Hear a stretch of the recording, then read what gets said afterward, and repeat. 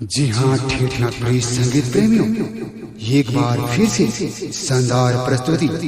गायक नारायण नायक कर दिलकश आवाज में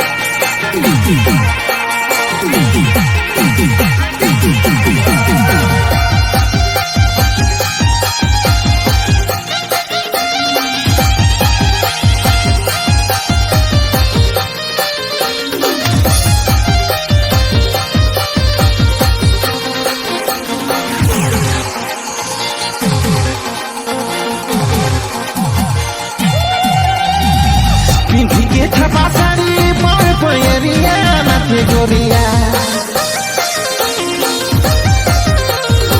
पिंधी के छपा साड़ी पार पयरिया नाथे गोरिया हाय रे तोर खोपा के गाजरा गइलो रे दे लागल हाय रे तोर काने के बलिया जुम डोले दे लागल हाय रे तोर खोपा के गजरा गइलो रे दे लागल हाय रे तोर काने के बलिया जुम डोले दे लागल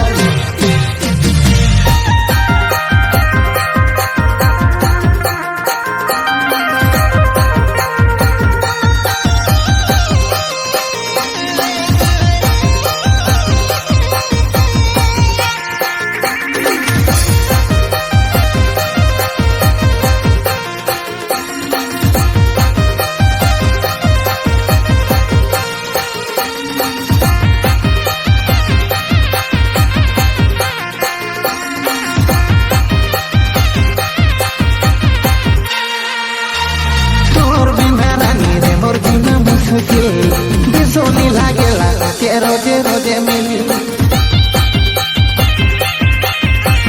तोर बिना रानी रे मोर जीना मुश्किल दे सोनी लागेला के रोजे मिली का करी दिल रे मोर रानी दे सो नहीं लागेला रे हाय रे तोर खोपा के गाजरा गइलो रे दे लागल हाय रे तोर काने के बलिया जुम डोले दे लागल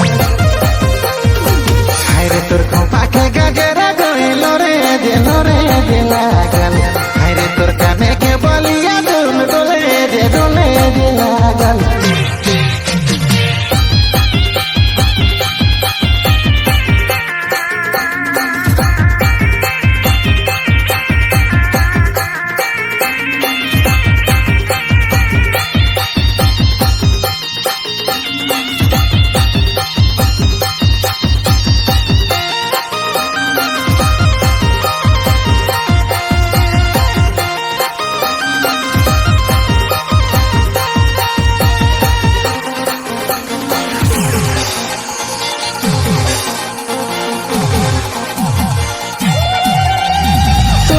प्यार गहरा नैना में झूलेला बस तोरे चेहरा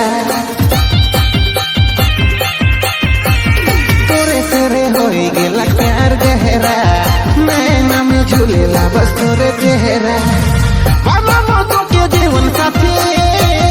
वादा तो के करो ना रे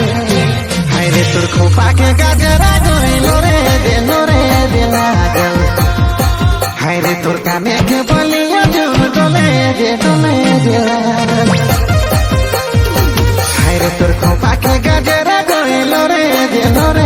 लागल हाय रे तोर काने के बलिया जुम डोले दे लागल